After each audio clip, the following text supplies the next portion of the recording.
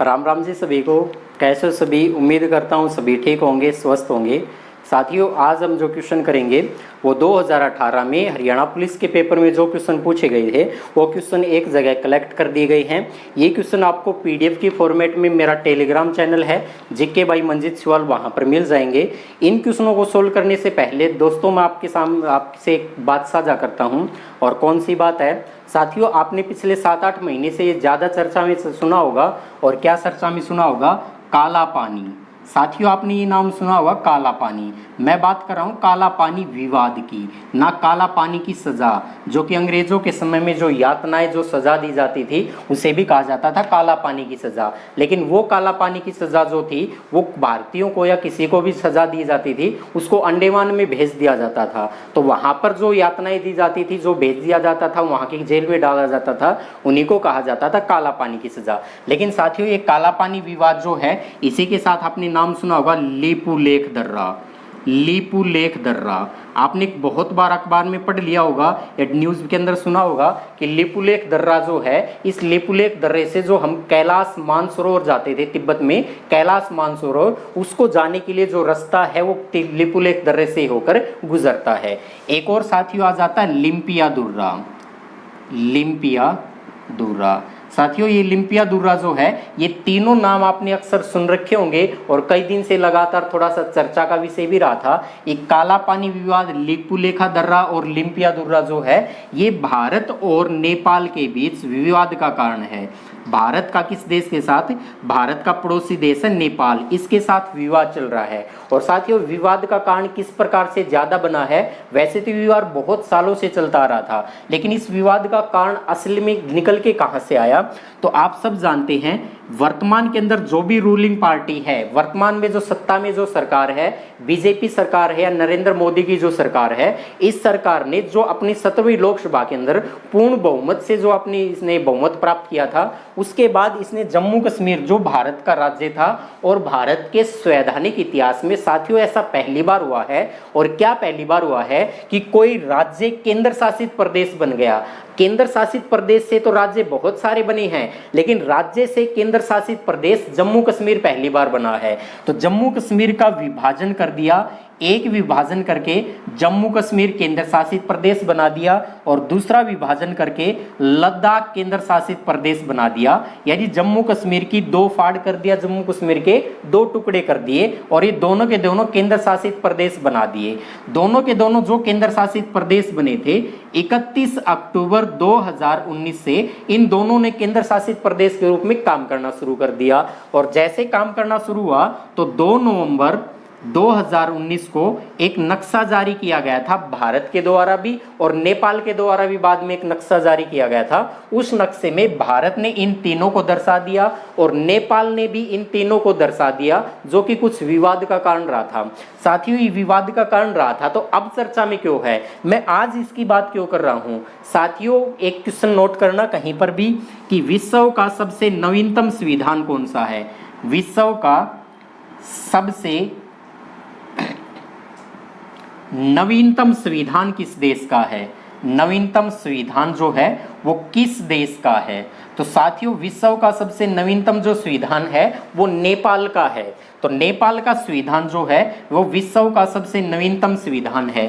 तो साथियों, नेपाल का संविधान लागू कब हुआ था? नेपाल का संविधान जो है वो 20 सितंबर 2015 में नेपाल का संविधान जो है ये लागू हुआ था। साथियों, मैं आपको ये बात क्यों बता रहा हूँ, आप ये तय नहीं कर पा रहे होंगे कि मैं आपको ये बात क्यों बता रहा हूँ। यार, नेपाल का जब विवाद का कारण था संविधान के ऊपर लेके चल गए।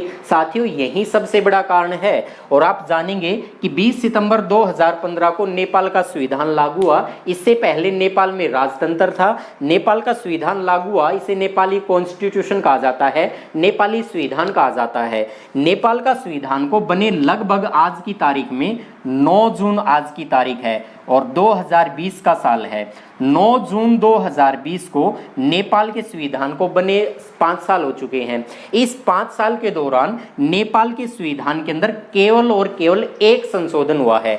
नेपाल के संशोधन में केवल एक संशोधन हुआ है। अब दूसरा जो संशोधन है वही दूसरा संशोधन हमने जानना है।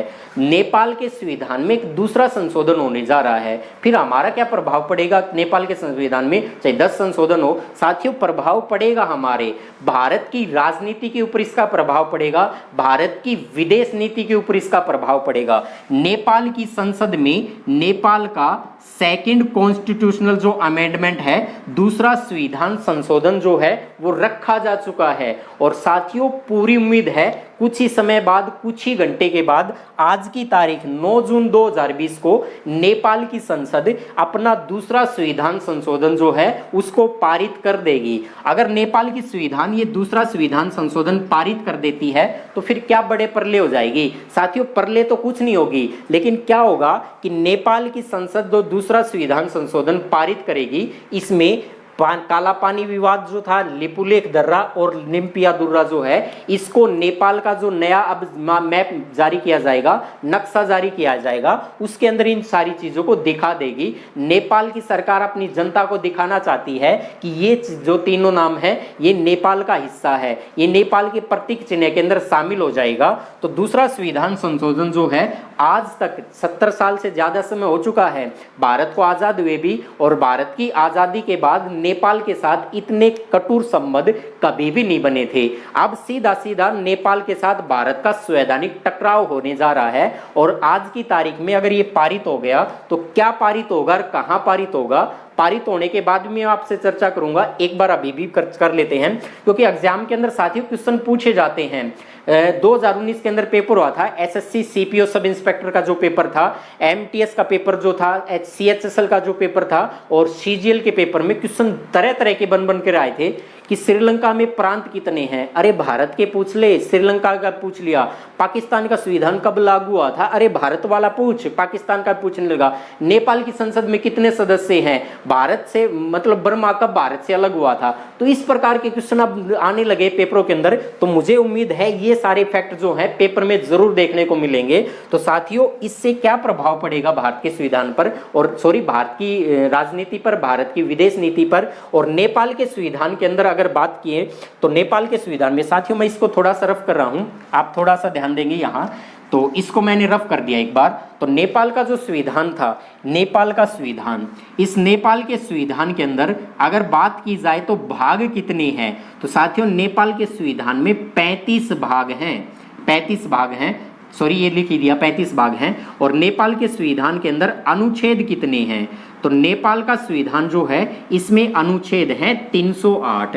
और क्या साथियों नेपाल के संविधान में अनुसूचियां भी हैं, जैसे भारत के संविधान के अंदर अनुसूची वर्तमान में 12 है, लागू हुआ तब 8 थी। क्या नेपाल के संविधान में अनुसूची है साथियों? बिल्कुल है। नेपाल के संविधान के अंदर 9 अनुसूची है।